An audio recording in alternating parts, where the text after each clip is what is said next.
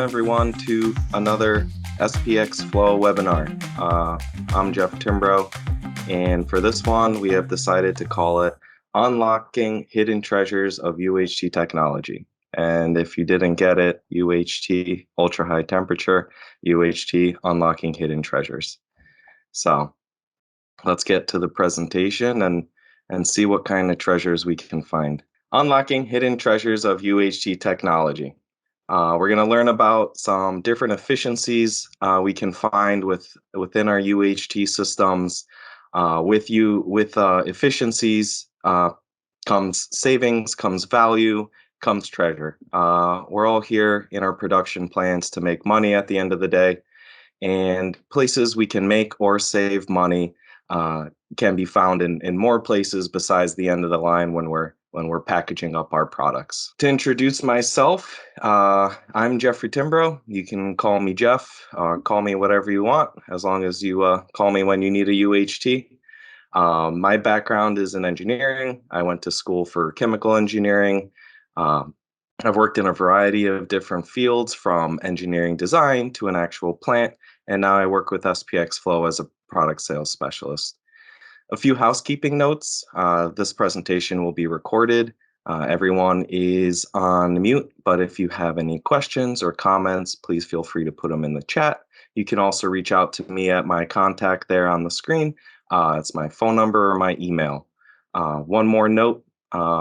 We'd like to ask at the end of the presentation for you to complete a brief survey. It should pop up when the presentation is complete and the meeting is ended. So just stick around and answer some questions and let me know what a wonderful or terrible job I did. Either way, the feedback is much appreciated. And throughout this presentation, if you have any questions, just put them in the chat. We'll get to them all at the very end, get them all together. And like I said, if you're a little bit shy and don't want to put it in the chat, feel free to shoot me an email afterwards and we can talk one-on-one. So for our agenda today, we're going to talk through what our hidden treasures look like, a little teaser for you, brief history of APV UHT systems. We'll talk on a few different types of efficiency, different places you can find them. That's going to be kind of your treasure map when you're walking through your process to find places where you can put an extra couple dollars in your pocket or make more product or what have you, or save some money. We'll talk about the theory, and then we're going to focus on SPX Flow's UHT systems and what kind of value we can find there. So here's a little teaser throughout our presentation. Look for the SPX Flow coin. Might be copper that's oxidized a little bit, but it's our trademark green, and look for it. That'll help point out the different points where you can find some treasure in your process. So now getting into the history of our APV UHT systems. A long time ago, back before me, back before my parents, probably back before my grandparents, pasteurization started. And what pasteurization is great-great-grandma might have gone out to the field and collected some milk from the cow, and you could drink it coming straight out of the cow if that's your jam. But she probably wanted to hold on to that milk a little longer than really a day or two. So she plopped it on the stove and she boiled it. What this achieved was pasteurization, and it killed some bacteria in there and let her save that milk a little longer. She still had to keep it cool somehow, maybe with some ice blocks and one of those antique refrigerators, but it let her keep it a little longer. But we're in production, and grandma sitting at the stove all day boiling milk isn't really a sustainable business model. So we look to make this process continuous. We started with the invention of the plate and frame heat exchanger, which led to Tubular UHT, which is a tubular styled heat exchanger. And then we started getting into UHT technology, so pushing the envelope of the ability for us to heat this product and get to higher temperatures for reasons that I'm going to explain later in the presentation. In 1953, APV pioneered steam injection UHT technology, and then following up in 1966, we pioneered Infusion UHT. And don't get worried if you don't know what all these words mean. I'm going to get into it later, and hopefully by the end of this presentation, you'll be able to find tons of efficiency in your system, as well as look at a system and know what type of UHT it was. Another important date happened in 1990. That's when I was born, just for fun. And then working through history, we continue up to now and into the future, developing different ways to improve our UHT system. So it didn't end at Infusion. It didn't end at Infusion Plus. Every day we're working to find different ways to increase the efficiency and the value of these UHT systems. So now let's get to types of efficiency. Um, Efficiency can be found in a lot of different places and through a lot of different things. Sometimes it's not just the chemicals, it's not just how many bottles we're producing. Let's get into it.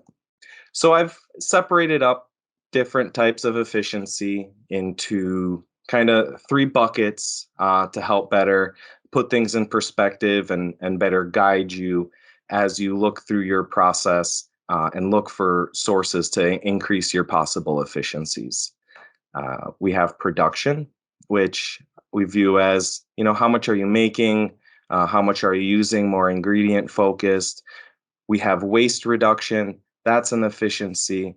Anything that you put down the drain, have to throw away, have to get rid of, those are things you're losing. And most likely in a production environment, you've paid for those things already. So effectively, you're putting your dollars down the drain. And the last place is energy. There's a lot of focus these days about energy efficiency. We want to use less electricity. And in a plant, our utilities are important to consider. And to generate utilities, we need energy, either through an air compressor where we're using electrical power to compress air, to the main source of energy for a UHT system, which is steam. We typically take a fuel, we take water, we mix them together in a fancy boiler. Well, we don't mix them, but we use the fuel to provide heat energy to turn that water into steam, and we move it around our factory, bringing steam to all of our different processes.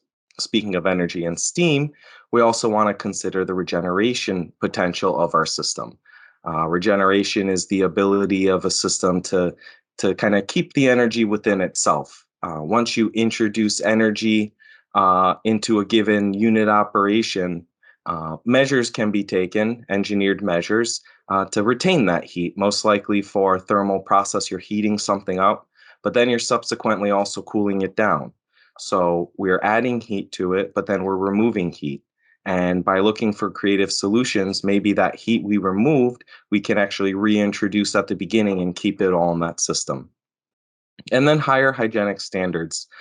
This kind of gets into the overall engineering design and considerations made when designing the system. And based on our expertise, we can offer several increases to your energy efficiency. So in these slides, I've given some example questions. You can think of these questions as your treasure map that are going to guide you to the hidden treasures in your process where you can find some value you might not have previously considered capturing.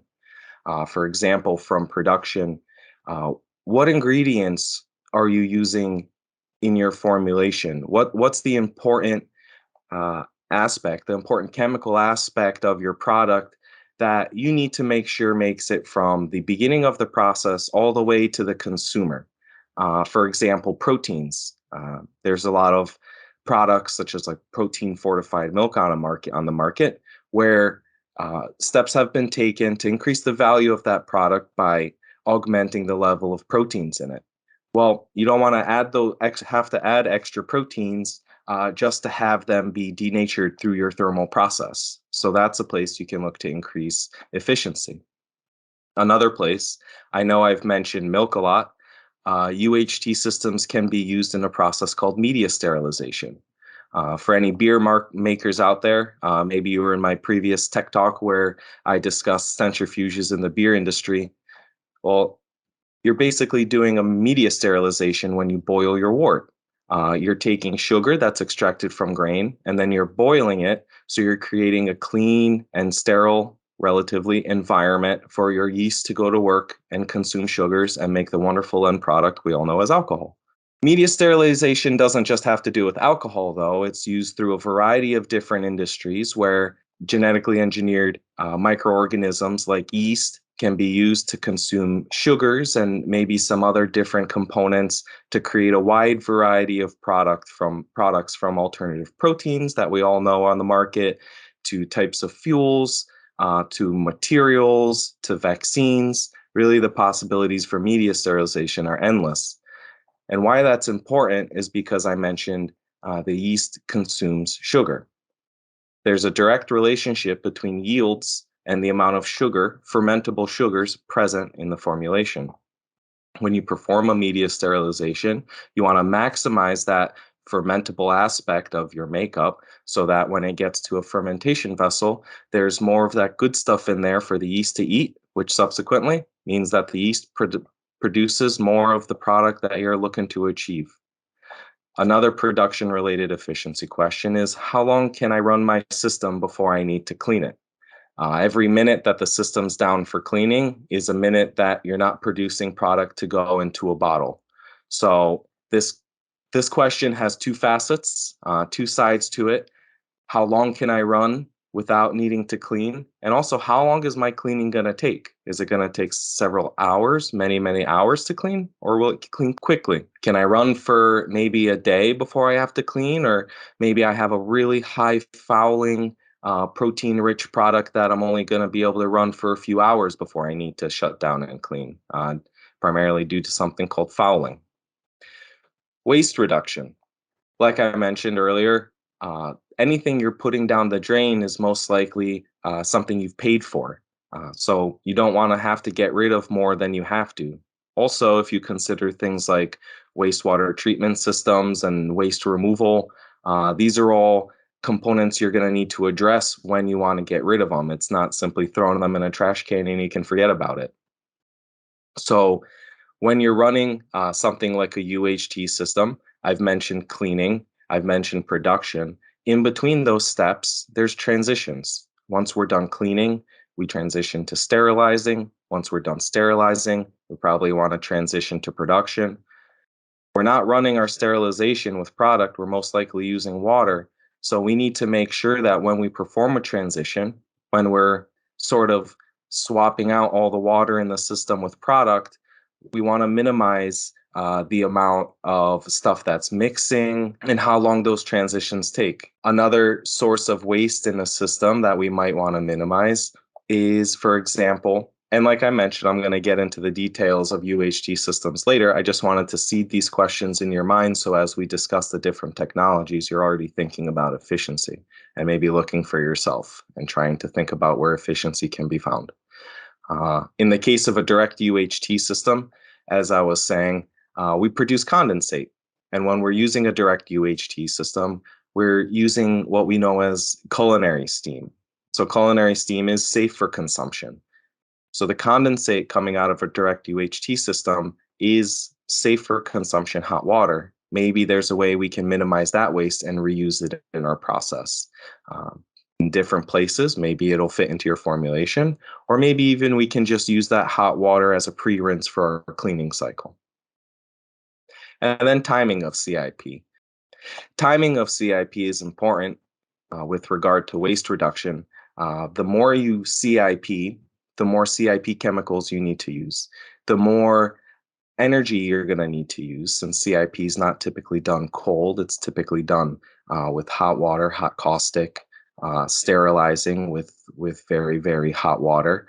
So you want to make sure your timing is allowing your process to be running at its maximum time, its maximum potential. Otherwise, you're going to be wasting more energy, more chemicals, more water, and things like that.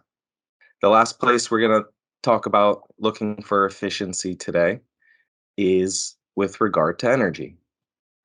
Like I mentioned earlier, one of the main places we get our energy for a UHT system is through steam. Steam power is easily transferred through a plant. If we're using culinary steam, it's a safe for consumption way of moving energy into our product. So how much steam are we going to be required to use to get our product to the temperature we want it to be at? Temperatures are important because, as I mentioned with Graham at the stove, we need to make sure we're eliminating all the bacteria in there, all the yeasts, all the spores that may enjoy the environment, the nutrient-rich environment in the case of milk, and allow them to grow. So we want to make sure we're putting enough energy into the product to heat it up to the point that all of those kind of bad bugs are eliminated. Is there anything we can do in the system to conserve that steam energy? I mentioned regeneration. Maybe we can do something like insulate parts of the system to mitigate heat loss, heat that's just transferred from the system into the air. That's energy you're losing. And also, depending on your production factory, that's also energy you're going to need to address through something like a HVAC system. Maybe you don't want your production area to be very, very hot from all the heat radiating off your UHT system. So you're going to install something like an HVAC system to remove that energy. And to remove that energy, you need to use more energy. So you can see how some of these efficiencies aren't just singular points, they actually build on each other. So addressing one point kind of snowballs into other places that efficiency can be found. I have holding tubes on here. As I get into the theory of operation of a UHT system, I'm going to get into this more. But thermal process, a UHT process, has everything to do with temperature and time. Those two things together determine how much bacteria we're eliminating. Also can impact how much of the chemistry of our product we're impacting. Some of the more difficult to address bacteria or spores based on stuff like lab testing might lead you to believe you need very, very long hold times to get the sterilization you want. Um, at that point, you're probably going to want to reach out to SPX Flow because you might really not need as long of a hold tube as you expected. There's a lot of considerations to be made when you're scaling up a process from a benchtop experiment to a continuously running process. And, in my experience, I've seen hold tubes that can run hundreds and hundreds, if not thousands of feet long. We'll think about energy, what I explained with heat radiating out of the system. You're going to be losing heat there. It's going to take energy to move your product, and just the sheer installation and material costs of constructing a large hold tube can have quite the impact on costs. So by working with SPX Flow, we can discuss your application and kind of look at your what you're trying to eliminate, use our modeling calculations to determine really what kind of temperatures you need to eliminate what you're looking to eliminate, and quite possibly and almost assuredly we can decrease the hold times that were projected to be needed to be had. One more note about conserving steam is I mentioned, you pay money for the fuel to generate the steam, to move it around. And if you use too much, you're kind of wasting money there. But also in things like existing plants, steam can be a finite resource due to footprint constraints. It could be an older building. It could already have an existing boiler. We might not have just the capacity in the system to run everything we want to run. We might not have the space we would need or the budget to install something like an additional steam boiler in our facility.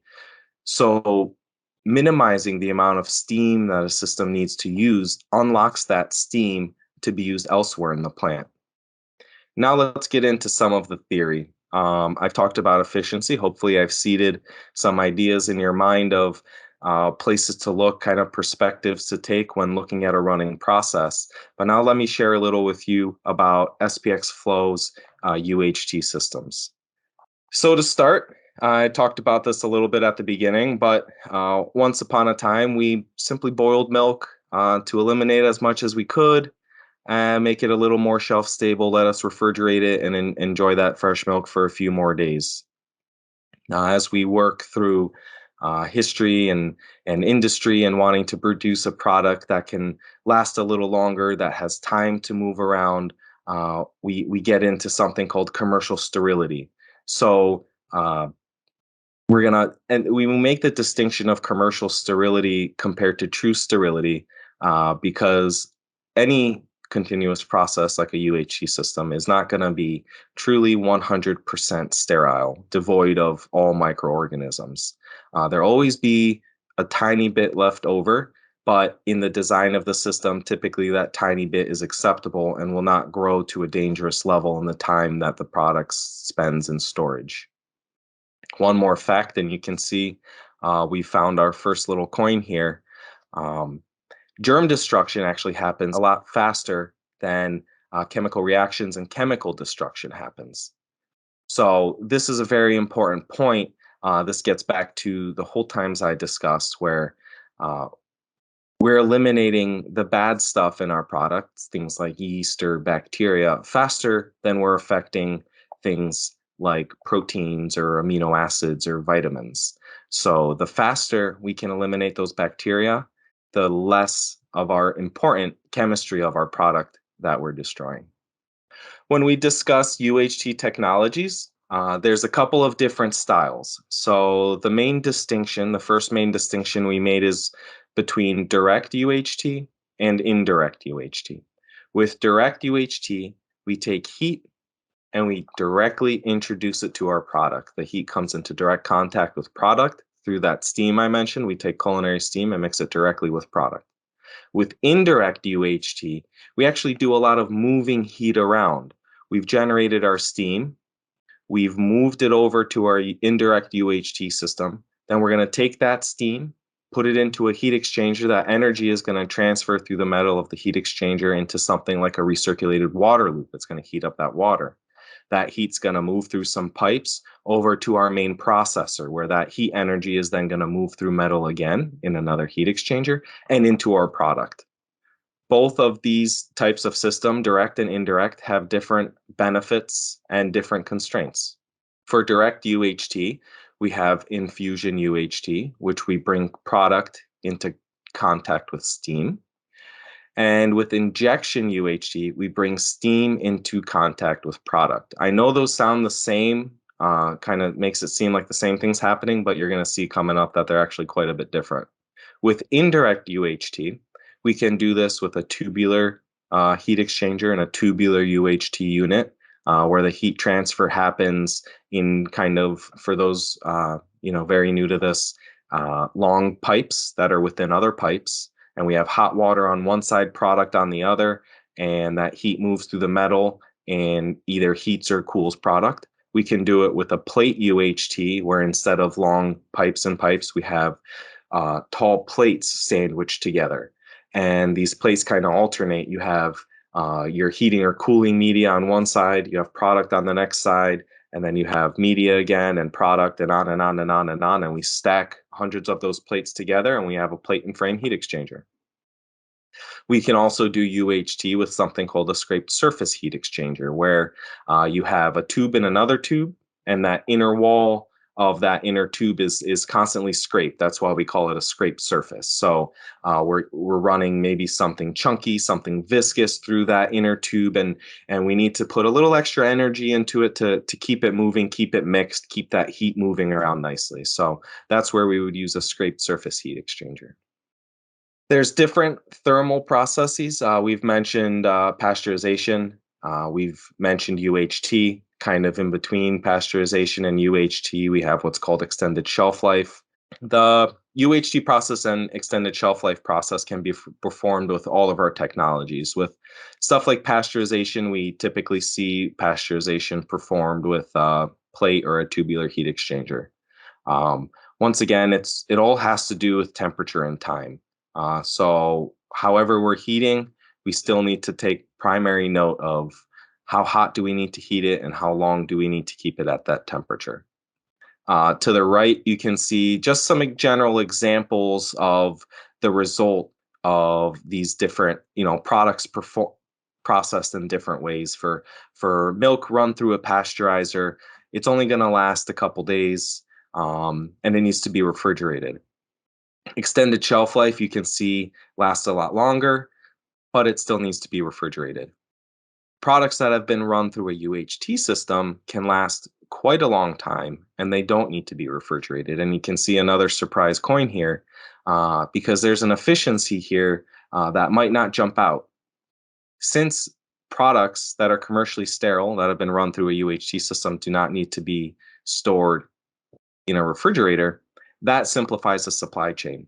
For things like pasteurized or extended shelf life products, as soon as they're off their production line, they need to sit in the refrigerator. And then when we move them around, they need to sit in a refrigerated truck. And then they need to be received and stored in another refrigerator. So with a UHT product, we've gained this efficiency, this energy efficiency of not needing to use a bunch of energy to refrigerate the product and keep it cool. So I'm sure you're all asking now, how do these systems work? You've just said heat exchanger a whole bunch. You've said steam mixes or steam doesn't mix and stuff like that. So let's get into some nice flow diagrams where I show you the difference in the process flow for different UHT systems. And maybe we'll find some more points of efficiency along the way here. First one up, we have a plate UHT system. Just to describe the process here for you, for those who are uninitiated into UHT technology. We bring our product into the balance tank, which allows us to feed our system with a stable flow. We don't want to be jumping our flow all over the place when we're running this type of process. It's actually fairly precision. So we want to make sure we're holding that product and allowing the system to run at a stable flow. Product exits the balance tank through a pump and gets to a first preheating. Maybe you have a homogenizer in your process. I'm sure my esteemed colleague John Van Cray will do a webinar soon where we talk about what's a homogenizer do and why you may want one. I'm not going to get into that today, but to put it very basically, maybe you need to homogenize milk sometimes. When we mix cream and skim, they have a tendency to separate. We want to kind of pulverize that cream and have it spread out through our skim milk and have a homogenized milk. So we've preheated our product. We've run it through the homogenizer. In this case, we show two different holding cells. We show a stabilizing holding cell and a primary holding cell. In some applications, we want to do things like a protein stabilization so we don't get a lot of fouling, so they stay in solution. And then we do our main heating right here in the middle. And this is where we get to the whole temperature and time. We've heated the product with the plates, and now we hold it for our time. And now we're going to cool it down. We're not just going to leave our product super hot. Once it's cooled down, we either can do cooling through regeneration, just through kind of utility cooling, or both. Most likely in the case of a plate and frame heat exchanger, we're going to do both. And then we're ready to go store it. When you're producing an aseptic, commercially sterile product, you need to make sure that you're going to store it aseptically. You need to store it in a way that you're not going to reintroduce yeasts back to it or spores or something which would eliminate all the work you just did trying to make it commercially sterile. So you need to make sure that you store it in an aseptic manner. And now we have a coin here. So what I started talking about and what I've mentioned a few times already is regeneration.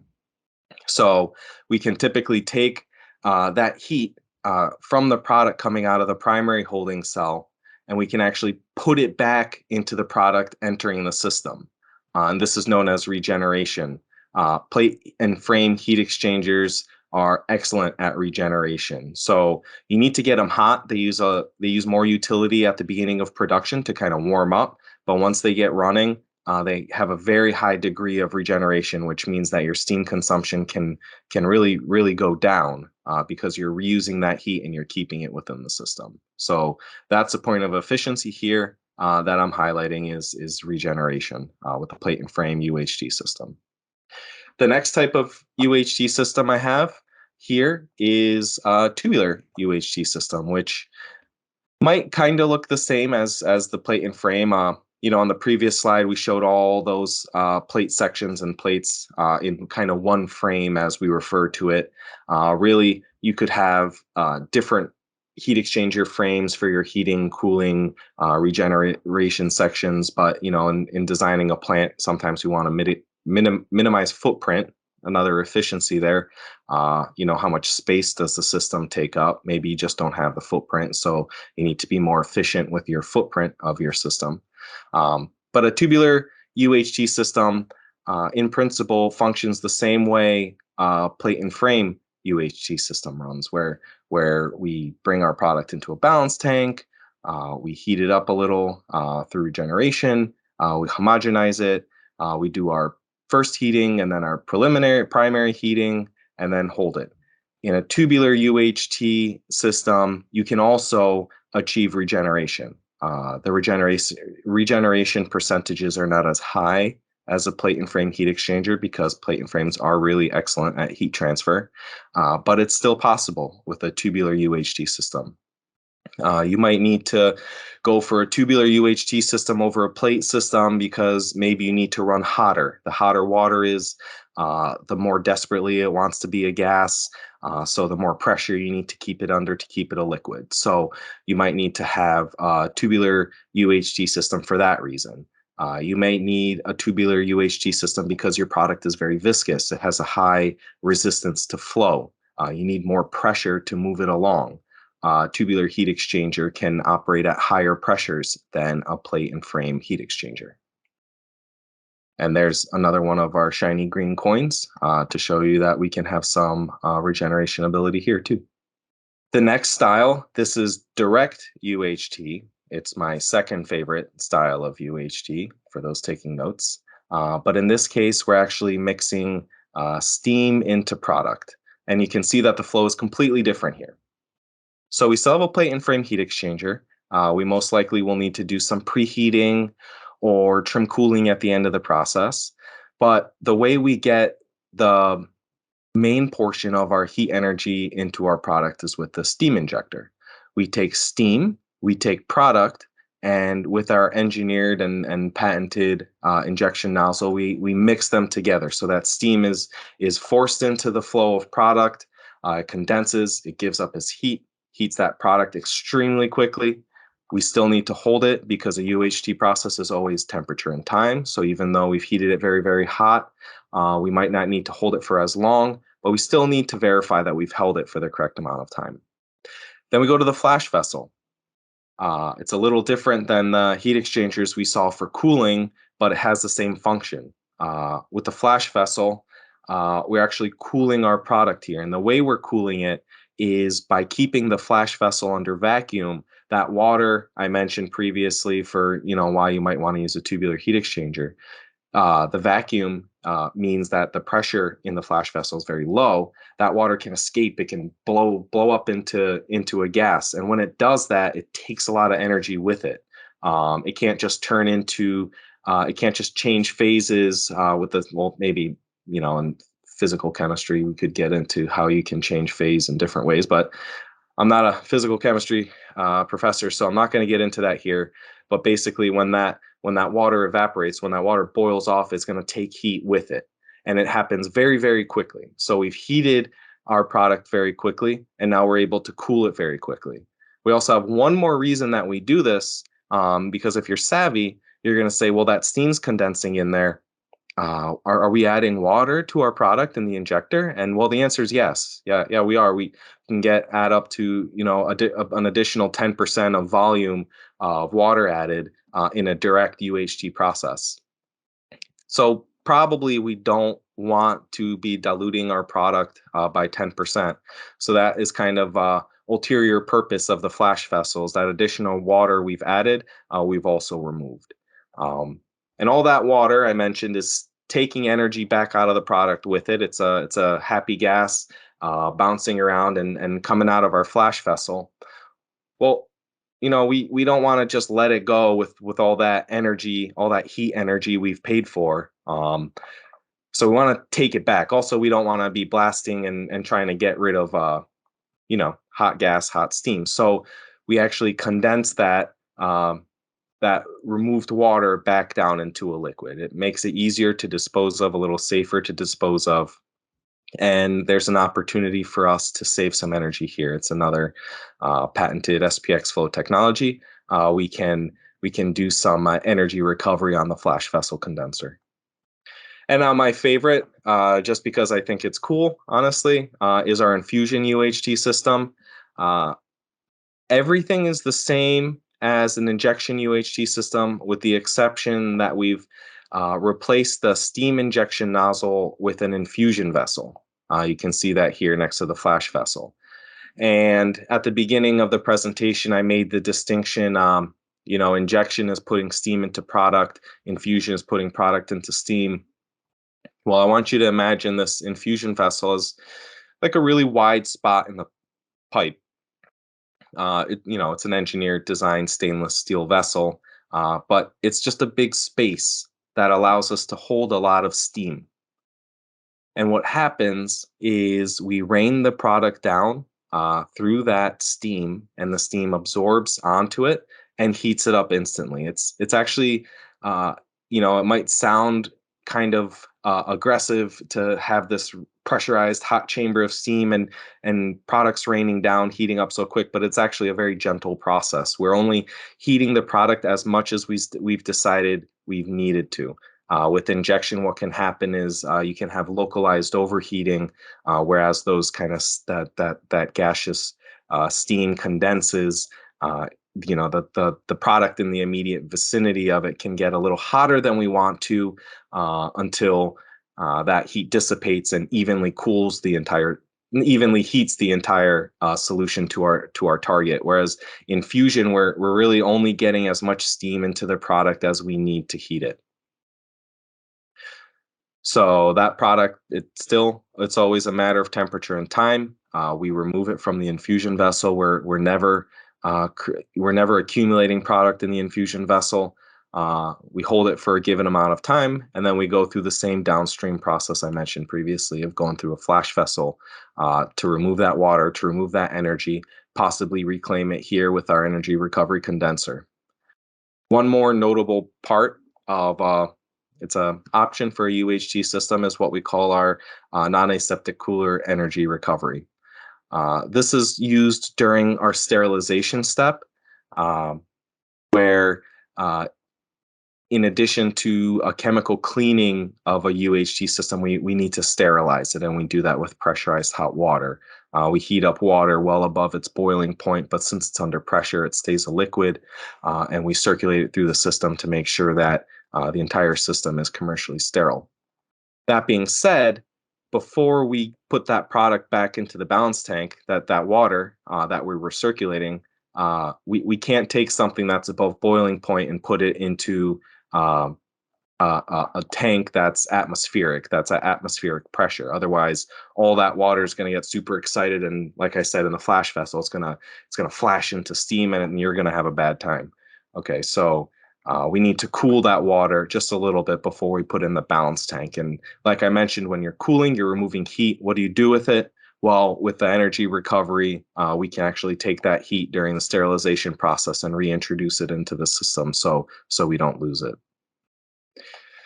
So moving on to a graph that might look intimidating to some, but I'm going to simplify it for you. Hopefully it helps you understand. So I've mentioned bacteria, yeasts and spores and bacterias, those things we want to eliminate. We also have chemicals in our product, and chemicals aren't always a bad thing. Growing up, my mom said processed food has chemicals, just a blanket term for anything bad that's been running through a machine. So in my time during industry now, I kind of explained to her everything is a chemical. Anything you look at is a chemical. Water is a chemical. Vitamins are a chemical. Proteins are a chemical. And when we're running a process, some chemicals we don't want to destroy. So we have on this graph our B star value of 1. You can kind of imagine that as bacterial elimination to an acceptable level. If we're achieving a B star value of 1, we're eliminating all the bacteria we need to. And I can get into this more in a one-on-one. If we want to talk through more examples and stuff like that, I can share the equations with you so we can really break it down ourselves and deep dive. But I don't know what everyone's tolerance for a huge, heavy math presentation right now is, so I'll try and keep it simple. So we have our B star value of 1, where we're eliminating as much of our thermophilic spores that we need to for a product. We also have a C star value of 1. If we're above a value of 1, we're eliminating a lot. I was gonna say we're eliminating everything we want to, but that's not the case for the chemistry. We don't want to get too close to a C star value of 1. So, on this graph, we're talking about thiamine, and C star equal to 1 is about 3% loss of thiamine. As you go up, you can see we would be eliminating 80% of thiamine, and we don't want to do that because everybody loves thiamine. So we want to stay below a C star value of 1, and we want to stay above a B star value of 1, and that lands us in our UHT region. These values are not black and white. It's not a binary function where either you're eliminating or you're not eliminating. As you get closer to these limits, you're doing more and more damage. So, the more damage we do to bacteria is great. We want to eliminate bacteria, spores, yeasts, but we don't want to be eliminating our chemicals, our valuable chemistry of the product. So we want to stay below a C star value of 1, but above a B star value of 1, and that lands us here in the UHT region. And then we have our autoclave region there, but I'm not talking about autoclaves today. So I'm going to drop a few different systems on here, and hopefully what I've said makes sense. And we can use these to talk about the system some more. So you can see an indirect UHT system. We're above a B star value of 1, but we're kind of close to that C star value of 1. We're kind of close to the point where we're gonna start damaging the important chemistry, in this case thiamine, of our product. With a direct system, you can see that we're still above a B star value of 1, but we're a nice safe distance away from damaging our chemicals. And then even more so for Infusion Plus. And then I mentioned ESL, you need to be refrigerated. That's because it's not truly commercially sterile. So it's actually not, you can see it's not above the B star value of 1. It's not eliminating everything we want to. And then pasteurization is all the way out over there. If you need a commercially sterile product, forget pasteurization. It actually does a good job of retaining the chemistry, but it's also doing a great job at retaining some of those more thermally resistant bacteria that we want to eliminate. Okay, so what do the numbers look like? Maybe this will be more palpable than the graph I was sharing. Infusion and Infusion Plus, you can see the chemical impact here. So this big, long, fancy word, beta-lactoglobulin, don't get intimidated. You can just think about it as protein. Let's just call it protein. It's 60% of the whey protein of milk. And then also lysine here. So you can see our chemical impact with a direct system, Infusion or Infusion Plus, is much, much lower than with a tubular indirect system. You can see we're almost denaturing 99% of our protein in a indirect system, whereas with a direct infusion system, we're holding on to a lot more of that protein. So if that's an important part of your product, there's value to be found there. If you're using a tubular and you want more of that protein in there at the end, you're going to have to add a lot more at the beginning to hold on to 1% of it, and that's not efficient.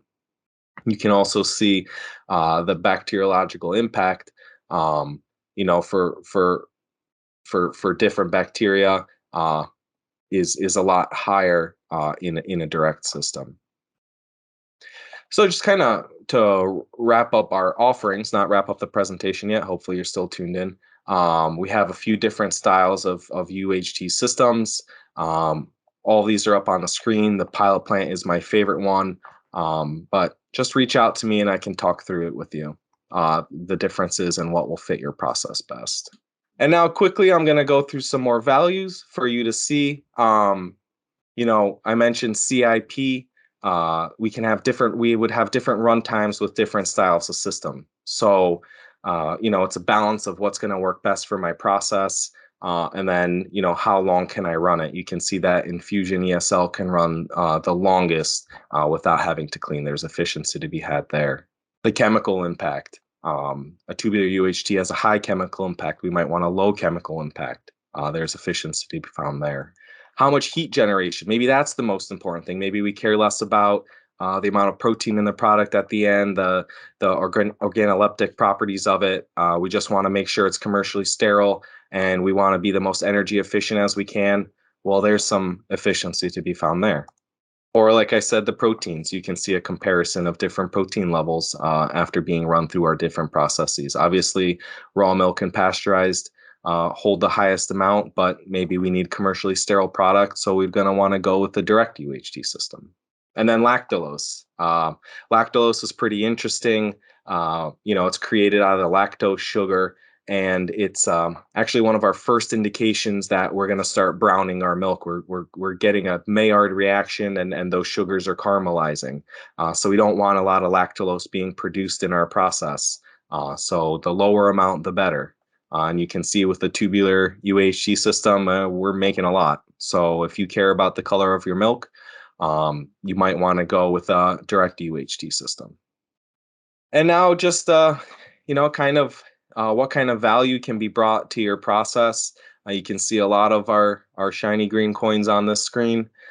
These are all options for our UHT systems, and these are all things I'm here to talk with you about. So if you need help searching for more coins, I love finding money on the ground, and I love finding efficiencies in systems. So we can talk about energy savings from our flash vessel condenser. We can talk about energy savings we can achieve during CIP. We can talk about energy we can save during the process idling or through insulation. What we can do to extend your production times. Some other kind of cool things about direct UHT is, like I mentioned, we can lower vitamin losses and protein losses. We can save time on installation and commissioning efforts, since all SPX Flow APV UHT systems are prefabricated. So we do our best to assemble them and program them in the shop, take them apart only as much as we need to ship them, and then put them back together on site. So that's an efficiency during your installation and commissioning process that can be achieved. And we even can put cameras inside our infusion vessel to let an operator watch the process and determine exactly when they need to clean. I know direct UHT is my favorite, but there's a lot of value in indirect UHT too. Because of regeneration, we can minimize our utility consumption. They typically have a lower cost of ownership and a lower running and maintenance cost. So, in more of a commodity grade product, these might fit great. They can run for a long time before CIP, and like I mentioned with the direct systems, we can prefabricate them, pre-assemble them, pre-program them, and ship them. So all those efficiencies can be gained when we go to commission the system. So trying to be conscious of time. I know I talked a little fast at the end, but maybe that'll give you a reason to reach out. But now we're going to go to our questions. We have a click to add text. I'm going to say that that's there to ask you, the viewer, to click to add text to the Q&A box. Throw some questions in there, anything that's come to mind. If nothing came to mind now and later tonight, when you're getting ready for bed, one example of an infusion vessel is opening up a door to a bathroom with a hot shower running. You know how the heat hits you. That's going to make you think of the presentation and think of a question. Just reach out. My contact information is here on the screen, my phone number, my email. We'll go on to the Q&A now, where I'll go through the questions you've dropped into the chat and answer them. And also, once again, please do stick around to take the survey and provide all your positive feedback for me, or negative, but hopefully not. So thank you, and let's get to the questions.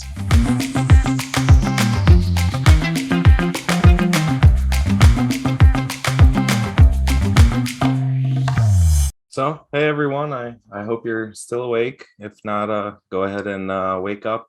And this is the fun part where we go through some questions that we've gotten and answer them. So let me scroll through. I guess we're not using the Q&A box. We're going to use the chat for questions. That's cool.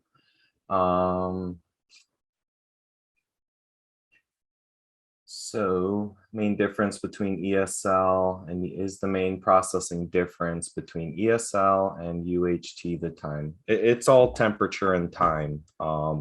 Every thermal process, UHT, ESL, pasteurization, they all boil down to temperature and time. So, one of the bigger process differences is if you noticed on my graph showing the two lines, the chemical damage and the biological damage. We're not making a commercially aseptic product with the ESL process. The equipment's really the same, but we haven't destroyed all those nasty spores. So we're going to need to refrigerate the product. We're going to need to refrigerate it as soon as it's done processing. We're going to need to keep it cool through the packaging. So the aseptic tank's going to need to be refrigerated, cooled. Packaging is going to need to be cooled. It's going to need to be taken off the packaging line and stored in a cooled area, travel in a cooled truck, sit on a store shelf in a refrigerator.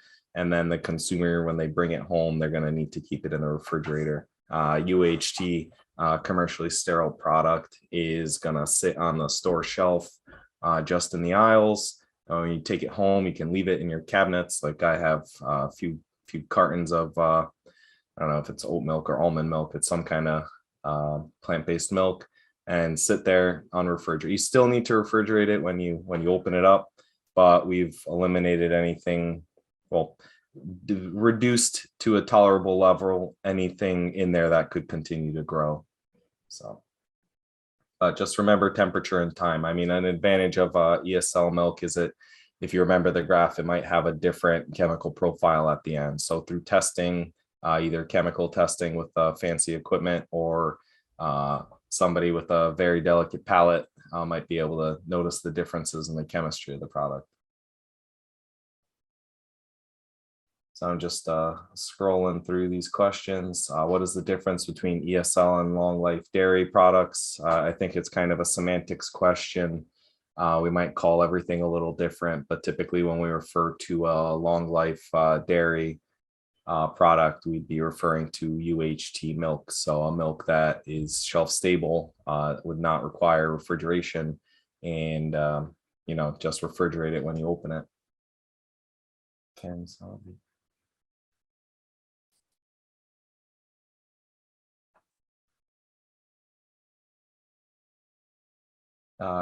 Kevin Thompson asked the question, but let's discuss after. He's asking if some of the energy and upgraded CIP systems can be implemented into current systems. I'm not sure what you mean by upgraded CIP systems. There, in terms of system upgrades, there are some systems we can make retroactively to achieve those improved energy efficiencies. I know for, one example, it's not energy efficiency, but, an upgrade that we've done is, our older, probably 20, 30-year-old flash vessels, they didn't have this hardened steel inside them. So what ended up happening is stuff like cocoa was pretty abrasive and it would eat through that metal. So we were able to supply a new and improved flash vessel with that hardened steel plate in it. So I think if you have some specific systems in mind, let's discuss them. That's what I'm here for, and we can see what kind of improvements we can make to them. Where is my design or our design team located in the United States? We have a great engineering and project execution center located in upstate Buffalo, New York. So they design and commission most of our systems, but we also have our global presence and global knowledge base. So as needed, we can always pull additional resources in order to execute a project quickly. Sharon's still awake, so thanks for confirming. I'm glad you didn't fall asleep.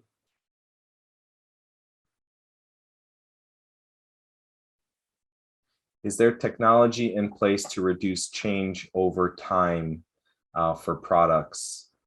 So that's a stability kind of question on the shelf. And I do have if anybody's interested in a more focused presentation, Um, I have actually a slide that shows, at least in the case of coconut milk, it's coconut water, sorry, it's kind of interesting. With coconut water produced on an indirect system versus a direct UHT system, after a few months, the coconut water produced on the indirect system does start to get a off color to it, like a yellowing color. So the technology in place is using direct UHT. One of the main intentions of it, in addition to achieving longer run times in some cases, is less of that chemical impact. Past that, it gets into packaging discussion of how is it packaging? Is there like a nitrogen blanket introduced in the package? What type of membranes does the package have in it? To prevent any chemical changes? Is it reactive? Do we have a standard set of UHT products, or is everything custom? So that's a good one. One benefit to working with SPX Flow on a UHT system is we take into account the customer's needs. So we're not just taking an off-the-shelf solution that's going to have a lot of bells and whistles that might not be needed. We're going to tailor the solution to your needs, so you're not paying for more than you really need.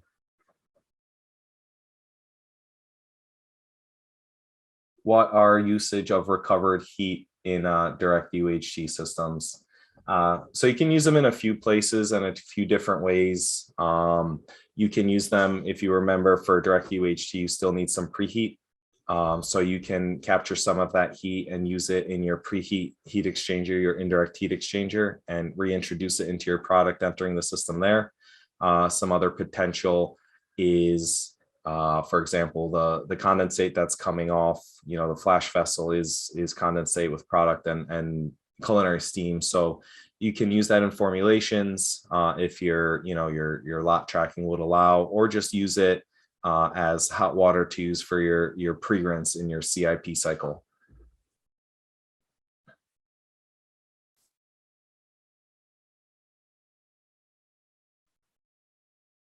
Yeah, Kevin's asking about using 2-balance tank to reduce yield loss at startup. That's certainly something you can do, and I've done that in my past. If you all remember, I've done process engineering.